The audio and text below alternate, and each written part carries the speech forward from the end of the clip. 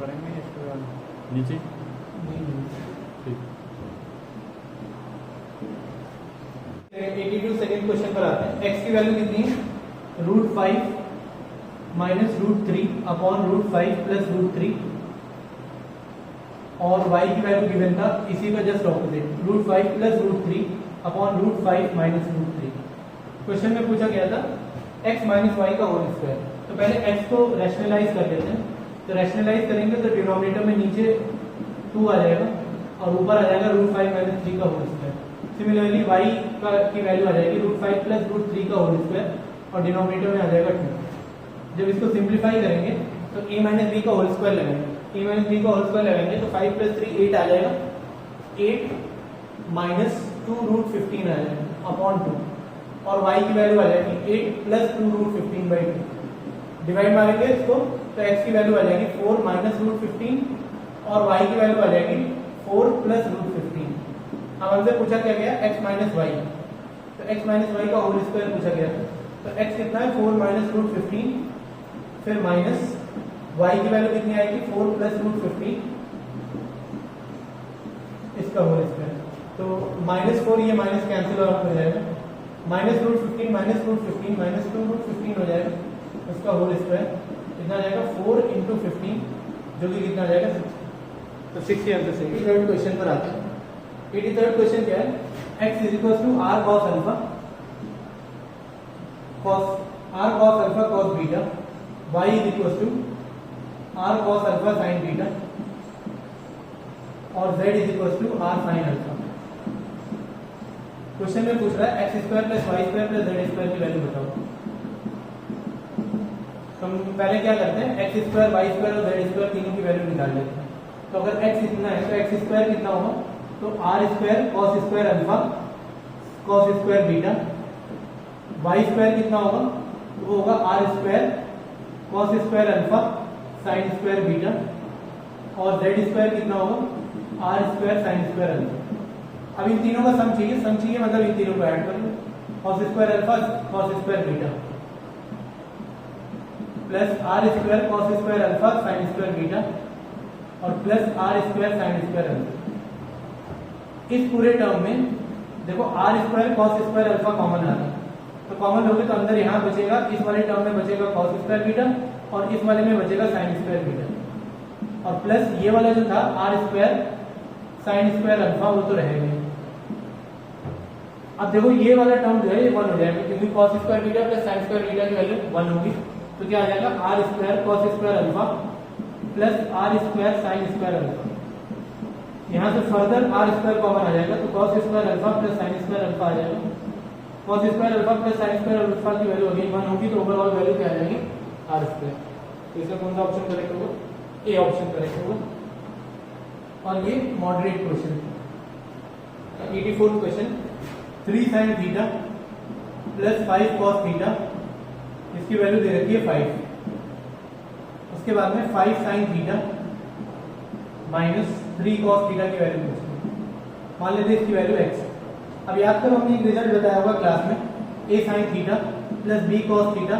अगर इसकी value m है और इंटरचेंज हो जा रहे हैं कोफिशिएंट्स b sin थीटा और a cos थीटा और बीच में माइनस आ जा रहा है इसकी वैल्यू n है तो a square plus b square की value m square plus n square के इक्वल हो सकती है। ये रिजल्ट बताया होगा। अगर ये रिजल्ट याद था तो फिर इस क्वेश्चन में कुछ है ही नहीं। 3 square plus 5 square a square plus b square is equal to m square plus n square. तो यहाँ से ये 5 स्क्वायर कैंसिल हो जाएगा। 3 square is equal to x square. तो x की वैल्यू कितनी आ जाएगी और x ही एक्चुअली क्या था ये वाली वैल्यू जो हमें कैलकुलेट करनी थी।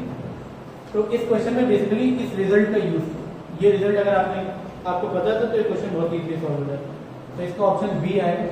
सिंस ये रिजल्ट मेजॉरिटी लोगों को पता होता है इस वजह से मैं इस क्वेश्चन को इजी रेट करूंगा। चलिए ठीक है नेक्स्ट क्वेश्चन की तरफ बढ़ते हैं। 85th question. 85th क्वेश्चन क्या है?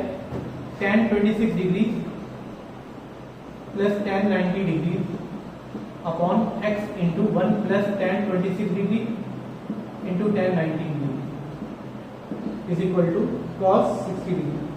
अब एक फॉर्मूला ये फॉर्मूला हमारे सिलेबस में है नहीं लेकिन अब पता नहीं कि उस पर बेस्ड क्वेश्चन दे दिया tan a plus tan b upon 1 minus tan a tan b ये होता है tan a प्लस बी का फॉर्मूला होता है। तो एक्चुअली ये माइनस है,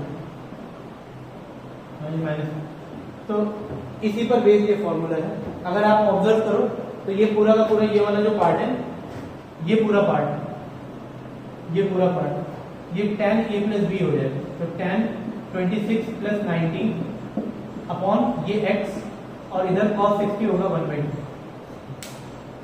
tan 26 प्लस 19 ऐड करोगे तो 5 4 tan 45 की वैल्यू 1, तो यहाँ से x की वैल्यू कितनी आ जाएगी 2, और x की वैल्यू शायद क्वेश्चन में बोला था, तो बी ऑप्शन करेक्ट होगा। और ये डिफिकल्ट क्वेश्चन में काउंट करूंगा क्योंकि ये फॉर्मूला मेजॉरिटी लोगों को पता नहीं होता। 86 क्वेश्चन पर आते हैं बच्चों। क्या is the angle of elevation of an object. देखो हमने ये क्लास में भी बोला था बहुत बार कि हाइट एंड डिस्टेंस से एक क्वेश्चन आ ही जाता है, और आप एक्सपीरियंस भी कर रहे होंगे अगर टेस्ट पेपर दे रहे होंगे कि हाइट एंड डिस्टेंस का एक क्वेश्चन मिल ही जा रहा है आपको। तो उसका रीजन यही है कि हाइट एंड डिस्टेंस से अच्छे खासे क्वेश्चन, मतलब एक क्वेश्चन तो फिक्स ही है खास करके, तो 20 में से एक क्वेश्चन अगर फिक्स है और बहुत इजी क्वेश्चन आते हैं, कोई बहुत डिफिकल्ट नहीं आते हैं, तो बहुत अच्छा होगा कि अगर आप इसको करके जाओ। तो the angle of elevation of an object from a point 100 metre above the lake is found to be 30 degree and the angle of depression of its image. ये तो खैर मुश्किल क्वेश्चन था। मान लो ये लेक है, इस लेक के बेस से 100 मीटर ऊपर एक आदमी खड़ा है, वो एक ऑब्जेक्ट है, उसका एंगल ऑफ एलिवेशन 30 डिग्री से देखता है, 30 डिग्री से देखता है। फिर इसी ऑब्जेक्ट की लेक में इमेज बन रही होगी। अब लेक में ये आपने फिजिक्स में लॉज ऑफ रिफ्लेक्शन में पढ़ा होगा कि जितने डिस्टेंस पर ऑब्जेक्ट है उतनी डिस्टेंस पर इमेज बनती है। तो ये उसकी इमेज है, किसकी, ऑब्जेक्ट की इमेज। तो कह रहे हैं कि ये जो एंगल ऑफ डिप्रेशन बन रहा है इसकी इमेज का, ये एंगल 45 डिग्री। अब क्वेश्चन बोला जा रहा है then the height of the object above the lake is, मतलब ये जो ऑब्जेक्ट था इसकी हाइट लेक के अबव कितनी होगी। तो पहली बात तो अगर ये डिस्टेंस 100 है तो ये भी 100 होगा। अब हमें ये वाली डिस्टेंस फाइंड करनी है x। दूसरी बात जो अभी हमने बताया कि अगर ये लेक मिरर की तरह यूज होगा तो ये पूरी डिस्टेंस जो होगी वो 100 प्लस x के इक्वल होगी। फिर याद करो मैंने एक बात ये भी बोला था, किसी भी राइट एंगल ट्रायंगल में अगर एक एंगल 45 हो जाए तो परपेंडिकुलर और बेस दोनों इक्वल हो जाएंगे। तो ये पूरी लेंथ इस राइट एंगल ट्रायंगल में ये पूरी लेंथ कितनी है, तो 100 प्लस x, तो ये आ जाएगा 200 प्लस x। तो ये पूरी डिस्टेंस होगी 200 प्लस x। अब tan 30 अप्लाई कर देते हैं, तो tan 30 कितना होगा, परपेंडिकुलर है x इस वाले राइट एंगल ट्रायंगल में, tan 30 परपेंडिकुलर है x और बेस है 200 प्लस x। ये कितना आ जाएगा 1/√3 is equal to x upon 200 plus x। तो क्रॉस मल्टीप्लाई कर लो, यहाँ से आ जाएगा 200 plus x is equal to x√3। x उधर लेकर के जाओ तो 200 is equal to x common √3 - 1, इधर डिनोमिनेटर में लेकर के आ जाओ तो x की वैल्यू आ जाएगी 200 अपॉन √3 - 1। रैशनलाइज करेंगे इसको, तो रैशनलाइज करेंगे तो 200 इंटू √3 + 1 ऊपर आ जाएगा और नीचे इनके स्क्वायर का डिफरेंस जो कि कितना होगा 2। तो ओवरऑल कितना आ जाएगा 100 √3 + 1 इतना मीटर। देखो कोई ऑप्शन है, कौन सा क्वेश्चन था, क्वेश्चन नंबर 86 का क्वेश्चन का कौन सा ऑप्शन होगा, डी ऑप्शन होगा। 86 का डी होगा, नहीं बी नहीं। देन हाइट, अच्छा x नहीं पूछा था, सॉरी ये तो x निकल करके आया। Height of object above the lake, हमें एक्चुअली ये वाली डिस्टेंस पूछा जा रहा है, तो x + 100 होगा। x कितना है 100 √3 + 1 + 100, ठीक है ना। x नहीं पूछा गया था, x + 100 पूछा गया था। तो दोनों को ऐड कर लो, तो ऐड करोगे तो यहाँ से 100 2 + √3 आ जाएगा, क्योंकि √3 तो ये हो जाएगा 100 + 100 ये 200 हो जाएगा। तो 200 में से जब 100 कॉमन लोगे तो 2 + √3 आ जाएगा। इसमें कौन सा ऑप्शन होगा, बी ऑप्शन करेक्ट। तो बी ऑप्शन करेक्ट होगा। ये डिफिकल्ट क्वेश्चन में काउंट किया जाएगा। इतने डिफिकल्ट क्वेश्चन आर्ट्स कॉमर्स में आते हैं। नेक्स्ट क्वेश्चन आते हैं 87 पर। 87 क्वेश्चन क्या है, the perimeter of A triangle is 100 centimetre और उनके साइड्स का रेशियो, मान लो साइड्स हैं ए बी और सी, तो इनका रेशियो 1:2:3। तो a अगर x है तो b कितना होगा 2x, c कितना होगा 3x। a plus b plus c की वैल्यू दे रखा है, पेरीमीटर की वैल्यू दे रखा है 100, तो x plus 2x plus 3x कितना आएगा 6x इज इक्वल टू 100। तो यहाँ से x की वैल्यू कितनी आ जाएगी 50/3, ये x आ गया। तो a कितना आ जाएगा 50/3, b कितना आ जाएगा 100/3 और c कितना आ जाएगा 50। a b c आ गया। अब एरिया निकालना है, तो एरिया हेरोन्स फार्मूला से निकालो। हेरोन्स फार्मूला के लिए under root s s minus a s minus b s minus c से कैलकुलेट करना पड़ेगा। कैलकुलेशन मैं नहीं कर रहा हूँ, आप लोग करिएगा। तो जब इसको करेंगे तो सॉल्व करने के बाद में आई होप s निकाल लोगे a plus b plus c by 2, a plus b plus c by 2 आ जाएगा।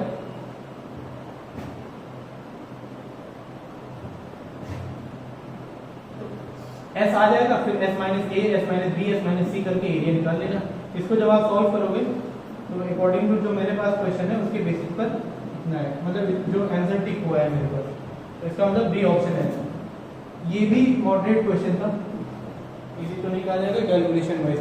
नेक्स्ट क्वेश्चन पर आते हैं बच्चों, 88 question. The surface area of two spheres are in the ratio, तो सरफेस एरिया का रेशियो दे रखा है S1/S2 इज 1:2। तो पूछ रहा है कि उनके वॉल्यूम का रेशियो कितना होगा। तो S1 कितना होगा 4πr1² 4πr2² is equal to 1/2, ये कैंसिल हो जाएगा। r1/r2 का होल स्क्वायर आ जाएगा 1/2, तो r1/r2 कितना आ जाएगा 1/2। वॉल्यूम का रेशियो पूछा जा रहा है, यानी 4/3πr1³ 4/3πr2³, इससे ये कैंसिल हो जाएगा। तो ये आ जाएगा r1/r2 का होल क्यूब। r1/r2 कितना है 1/√2 का होल क्यूब, तो आ जाएगा 1, इसका क्यूब करोगे तो 1/2 आ जाएगा। तो देख लो सी ऑप्शन मैच करता है, तो सी ऑप्शन करेक्ट होगा। ये भी क्वेश्चन इजी ही बोलूंगा, इजी क्वेश्चन है। चलिए नेक्स्ट क्वेश्चन की तरफ आते हैं। एक conical tent has a vertex angle of 60 degree. एक कोनिकल टेंट है, उसका वर्टिकल एंगल कितना है, vertex angle 60 degree. The ratio of the radius and slant height, तो ये कितना हो जाएगा 30। रेडियस और स्लैंट हाइट का एंगल रेशियो पूछ रहा है, तो l radius upon l, r upon l, ये क्या है इस वाले एंगल के लिए परपेंडिकुलर और ये हाइपोटेन्यूज। परपेंडिकुलर और हाइपोटेन्यूज में कौन रिलेशन देता है, साइन। तो आर अपॉन एल कितना होगा 1/2, साइन 30 1/2। ए ऑप्शन हो जाए। ये तो इजी क्वेश्चन था बहुत। 90th क्वेश्चन पर आते हैं। 90th क्वेश्चन कहता है, if the curve surface area of the cylinder is, cylinder का कर्व सरफेस एरिया 2πrh, ये कितना दे रखा था 1760, and it's base radius r की वैल्यू कितना दे रखा है 14। तो हाइट पूछा जा रहा है, बहुत इजी क्वेश्चन है। 2πr, r कितना है 14, इसकी वैल्यू 22/7 रख दो, into h is equal to 1760, तो कितना जाएगा 2, h की वैल्यू कितनी आ जाएगी 1760 upon 2 to the 4 into 20। Calculation कर लेना, जो मेरे पास आंसर है उसके बेसिस पर 20 सेंटीमीटर आएगा, और ये इजी क्वेश्चन का काम होगा। 91वें क्वेश्चन पर आते हैं। क्या बोला है, the fourth term of an AP is equal to 3 times the first term मान लेते हैं a और कॉमन डिफरेंस मान लेते हैं d। तो कौन सा fourth term is 3 times the first term and the first term and the seventh term exceeds twice the third term by 1। तो a4 को कैसे लिखोगे, a plus 3d is equal to 3a। यहां से जरा इसको इधर लेकर के जाओ, तो कितना आ जाएगा 2a 3d के बराबर। तो 2a की वैल्यू 3d के बराबर, ये इक्वेशन नंबर 1 है। अब इक्वेशन नंबर 2 पर आते हैं। a7 कितना होगा a plus 6d, 2 times a3 कितना होगा a प्लस 2d प्लस 1। तो कितना आ जाएगा 2a और ये a, तो इधर लेकर के जाओगे तो a बनेगा। ये कितना आ जाएगा 4d और ये 6d, इधर लेके जाएंगे तो माइनस 2d और 1 को इधर ले आओ तो -1। अब क्या करो, a की वैल्यू यहाँ पे कितना है, तो a की वैल्यू आएगी 3d/2। a की वैल्यू 3d/2 यहाँ पे लाकर रखो, तो -1, a की वैल्यू 3d/2 -2d। तो इसको सॉल्व करोगे तो 3/2 में से -2 जाएगा तो -d/2, तो d की वैल्यू आ जाएगी 2। d की वैल्यू 2 उठा के यहाँ रख देते हैं, तो a की वैल्यू आ जाएगी 2। a और d पता चल गया, तो nth टर्म लिख लो, a प्लस ए कितना है 3 plus n minus 1 into D, D कितना है 2, तो कितना आ जाएगा 3 और ये कितना आ जाएगा, ये तो आ जाएगा 2n और -2 और +3 तो +1, तो an की वैल्यू 2n + 1 आ जाएगी, यानी सी ऑप्शन करेक्ट। तो ये मॉडरेट क्वेश्चन है। नेक्स्ट क्वेश्चन पर आते हैं 92 क्वेश्चन पे। Find the sum of first 31 terms of an AP whose nth term is, nth term दे रखा है an = 3 + 2n/3, कह रहा है कि उसमें f31 निकालो कितना होगा। तो पहली बात तो a कितना होगा 3, a कितना होगा 3 + 2/3। याद करो हमने बताया था कि इसका इन दोनों का सम, कोफिशिएंट्स का सम जो है वो a देता है और d जो होता है वो n का जो कोफिशिएंट होता है वो d देता है। f31 निकालना है आपको। f31 कितना होगा 31/2, 2 into a कितना है, तो 3 3 9 + 2 11/3, 2a plus n minus 1, n कितना है 31 - 1 30 इंटू d, d कितना है 2/3। तो सर कैलकुलेशन कर लो, जो भी आ जाएगा वही आंसर। 3 तो कॉमन निकल के आ जाएगा, 2 भी कॉमन निकल के आ जाएगा, तो 31/2 इंटू 2/3 कितना आ जाएगा 11 + 30, 11 + 30 कितना आ जाएगा 41, 2 से ये 2 कैंसिल हो जाएगा, तो 31 इंटू 41/3 ये आंसर है। तो ये फ्रैक्शन में दे रखा है, तो मल्टीप्लाई करना पड़ेगा। आप लोग देख लीजिए कि कैलकुलेशन कर लीजिएगा। यहाँ पे जो मेरे पास आंसर टिक है वो ए है और ये इजी क्वेश्चन होगा। सिंस ए और डी आपने बहुत आसानी से निकाल लिया, इस वजह से बहुत इजी क्वेश्चन निकाला। 93rd question. 93rd क्वेश्चन क्या है, the mean of 10 item is 17। 10 items है, इनका मीन जो है वो 17 है। क्या अगर हर एक आइटम को, ये तो सर बताने वाली बात नहीं है, रिजल्ट बताया था, अगर हर आइटम को 5 से इंक्रीज कर दिया जाए तो जो नया मीन होगा वो भी 5 से इंक्रीज हो जाएगा, यानी 17 + 5 यानी कितना हो जाएगा 22। तो ए ऑप्शन करेक्ट होगा और ये वेरी इजी क्वेश्चन में काउंट होगा। Let n be the mid value and ln be the upper class limit of a continuous frequency distribution table। अच्छा, मतलब जैसे a to b में जो मिड वैल्यू है वो m है, यानी क्लास मार्क दे रखा है। क्लास मार्क क्या होता था a + b/2 और जो अपर लिमिट है वो l दे रखा है। तो क्या बोल रहा है, the lower class limit of the class. Lower class limit का मतलब a की वैल्यू पूछा गया, तो m = a + b की जगह पे l/2 क्रॉस मल्टीप्लाई कर लो, 2m = a + l, तो a की वैल्यू कितनी आ जाएगी 2m - l। तो 2m - l यानी बी ऑप्शन करेक्ट होगा। ये भी वेरी इजी क्वेश्चन में काउंट होगा। चलिए इस क्वेश्चन पर आते हैं, नेक्स्ट क्वेश्चन पे। In the adjoining figure, PQRS is a cyclic coordinator. PQRS एक cyclic coordinator है। PS और QR के साइड को एक्सटेंड किया गया 30 डिग्री बन रहा है, ये सब एंगल दे रहे हैं। The true statement मतलब पूछ रहा है कौन सा स्टेटमेंट ट्रू है, तो PR QS के बराबर है, या PB QB के बराबर है, या PR QB के बराबर है, या कोई भी सही नहीं है। चलो ठीक है, हम लोग क्या करते हैं, पहला काम तो ये देखते हैं कि ये वाला एंगल कितना होगा, ये होगा 35 डिग्री। कैसे पता, इस वाले आर्क को अगर हम कंसीडर करें तो इस आर्क के थ्रू पेरिफेरी पे बना एंगल ये वाला है और इसी आर्क के थ्रू पेरिफेरी पे बना एंगल ये वाला है, ये दोनों आपस में इक्वल होंगे, तो ये 35 है तो ये भी 35 है। नेक्स्ट दूसरी बात ये है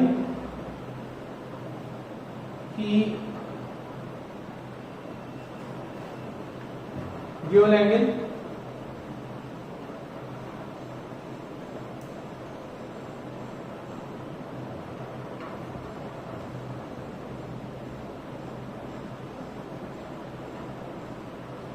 अगर हम इस वाले आर्क को कंसीडर करें, इस वाले आर्क के थ्रू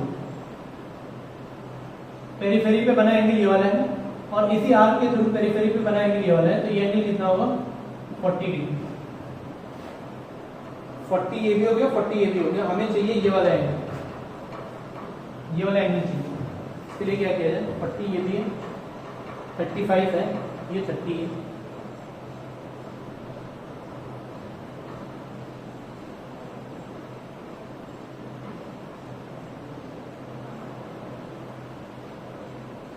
अच्छा, ऐसा करते हैं, इस बड़े वाले ट्रायंगल को ले लेते हैं, इसकी जरूरत नहीं, इस बड़े वाले ट्रायंगल को ले लेते हैं। इन ट्रायंगल PBQ को देख लेते हैं। PBQ में 30 प्लस इस वाले एंगल को for the time being x बोल देते हैं। 30 प्लस ये पूरा एंगल 40 + 35 प्लस x प्लस 35, इसका सम कितना होगा? क्योंकि किसी भी ट्रायंगल के तीनों एंगल्स का सम 180, एक एंगल ये वाला, एक एंगल ये वाला और एक एंगल ये वाला, इन तीनों का सम कितना होगा? 180 होगा। तो कितना आ जाएगा ये? 35 35 70 70 और 70 140। तो 140 plus x is equal to 180। तो x की वैल्यू कितनी आ गई? 40। तो x की वैल्यू आ गई 40, यानी ये वाला एंगल आ गया 40 डिग्री।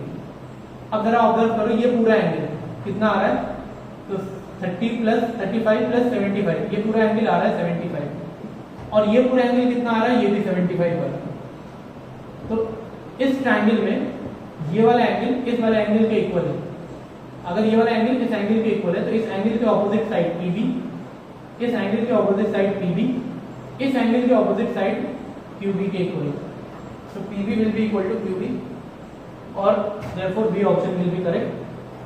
और ये क्वेश्चन मॉडरेट में काउंट होगा। 96 क्वेश्चन देखिए, क्या है question? If the interior angle of a regular polygon exceeds the exterior angle by 132, interior angle regular polygon. पहली बात तो किसी भी रेगुलर पॉलीगन के इंटीरियर, रेगुलर का किसी भी पॉलीगन के इंटीरियर और एक्सटीरियर एंगल्स का सम ये कितना होगा? 180 डिग्री। अब क्वेश्चन ये बोला जा रहा है कि अगर इंटीरियर एंगल जो है वो एक्सटीरियर एंगल से 132 ज्यादा है तो बताओ नंबर ऑफ साइड्स कितनी होंगी? ठीक है, तो x प्लस वाई की वैल्यू 180 होती है। x की जगह पे y की वैल्यू यहां से कैलकुलेट करो। y कितना होगा? x minus 132। x माइनस 132 यहां उठा के रख दो। x plus x minus 132 is equal to 180। तो 2x बराबर 132 उधर लेके जाओ, तो 180 प्लस 132 312। तो x की वैल्यू कितनी आ जाएगी? डिवाइड मारेंगे तो कितना आ जाएगा? 1, यहाँ पे आ जाएगा 1, 5, ये 1 आ जाएगा 6। तो x की वैल्यू आ गई 156, यानी इंटीरियर एंगल कितना आ रहा है? जस्ट अ मिनट, सही, x की वैल्यू आ गई 156। अब 156 साइड वाला पॉलीगन कौन सा होगा ये हमें पता करना है। तो बहुत ही आसान, आपको पता होगा n into n minus two into 180 upon n। ये किसी भी रेगुलर पॉलीगन का एक इंटीरियर एंगल बताता है, वन इंटीरियर एंगल। एक तरीका है कि अलग अलग वैल्यूज रख करके देखो, जैसे n की वैल्यू ए ऑप्शन अगर हम रखें 15, तो 15 रखोगे तो 15 माइनस 2 13 इंटू 180 अपॉन 15, तो ये कैंसिल आउट हो जाएगा। कितना आ जाएगा? तो 15 से जब इसको कैंसिल करोगे तो कितना आएगा? ये 3 5 15 और इसको 3 से करेंगे तो 60 आ जाएगा। 5 ये कितना आ जाएगा? 5 से 12 है, 12 इंटू 13 करेंगे तो 156 आएगा। इसका मतलब ए ऑप्शन से ही इंटीरियर एंगल 156 आ रहा है। यानी n की वैल्यू जब आप 15 रख रहे हो, n की वैल्यू जब आप 15 रख रहे हो तो इंटीरियर एंगल 156 आ रहा है। हमें इंटीरियर एंगल कितना लाना था? 156। एक और तरीका है इस क्वेश्चन को सॉल्व करने का, रादर देन आप इंटीरियर एंगल के एक्सटीरियर एंगल निकाल देते। एक्सटीरियर एंगल कितना आएगा? तो अगर इंटीरियर एंगल 156 आ गया तो एक्सटीरियर एंगल कितना आएगा? 180 माइनस 56, जो कि कितना आएगा? तो 4 60 30 34। और एक्सटीरियर एंगल होता है किसी भी रेगुलर पॉलीगन का 360 बाई n। तो यहां से भी n की वैल्यू आप निकाल सकते हो। आई होप मैंने कैलकुलेशन सही करी। कैलकुलेशन अगर मिस्टेक होगा तो देख लीजिएगा। तो n की वैल्यू यहां से निकल करके आएगा। चलिए ठीक है, हम आगे बढ़ते हैं। चलिए नेक्स्ट क्वेश्चन पे आते हैं। नेक्स्ट क्वेश्चन क्या है? एक सर्किल है, उसके दो कॉर्ड mn और pn ये आकर के p पॉइंट पे इंटरसेक्ट कर रहे हैं। ये n, ये m, ये r, ये s। तो अगर आपको याद हो, मैंने रिजल्ट बताया हुआ क्लास में, pn into pm will be equal to pr into ps। बस इसी में इम्प्लीमेंट करो। तो क्वेश्चन में क्या क्या दे रखा है? pn की वैल्यू 3 दे रखी है, mn की वैल्यू दे रखी है 5, pr की वैल्यू दे रखी है 2 और sr की वैल्यू पूछी गई, मान लेते हैं x। तो pn कितना है? 3, pm कितना है? तो pm तो है 8, pr कितना है? 2 और ps कितना है? 2 प्लस x। तो ये कितना आ जाएगा? 4। तो 12 is equal to 2 plus x। तो x की वैल्यू कितनी आ जाएगी? 10। इसका मतलब इसका डी ऑप्शन करेक्ट होगा। और अगर किसी को ये रिजल्ट याद था तो उसके लिए इजी क्वेश्चन होगा। ठीक है, चलिए नेक्स्ट क्वेश्चन पे आते हैं।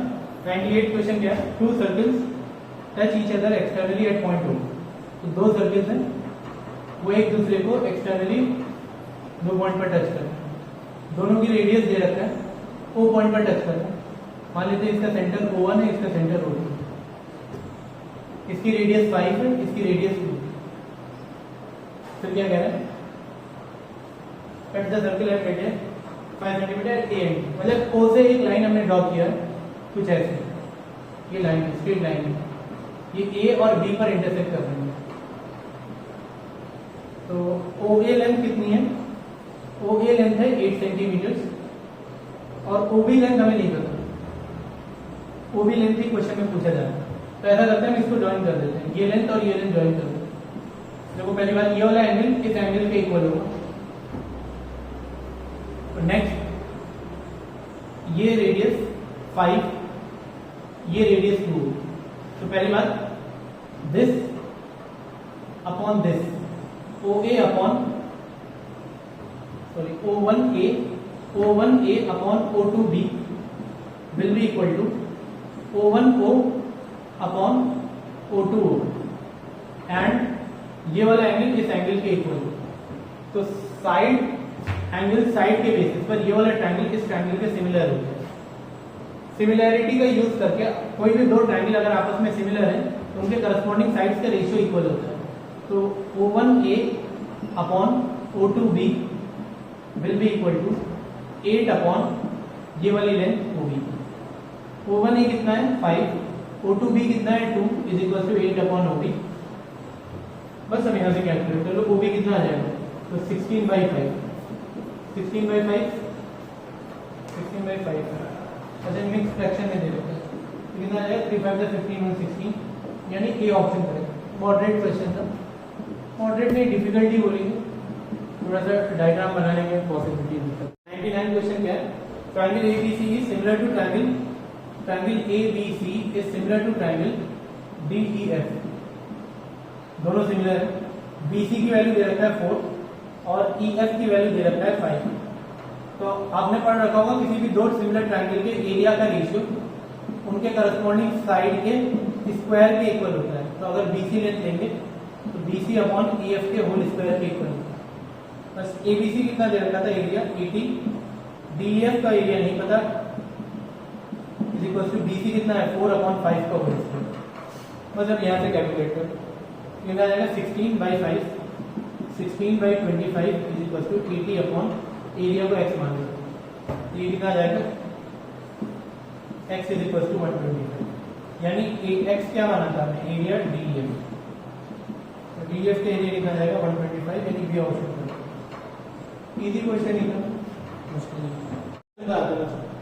क्या बोल रहा है, if the ratio of the corresponding sides of two similar triangle altitude. तो ये बात हमने बताया होगा, किसी भी सिमिलर ट्रायंगल के साइड्स का रेशियो और उनके एल्टीट्यूड करस्पॉन्डिंग एल्टीट्यूड्स का रेशियो, ये दोनों आपस में इक्वल होते हैं।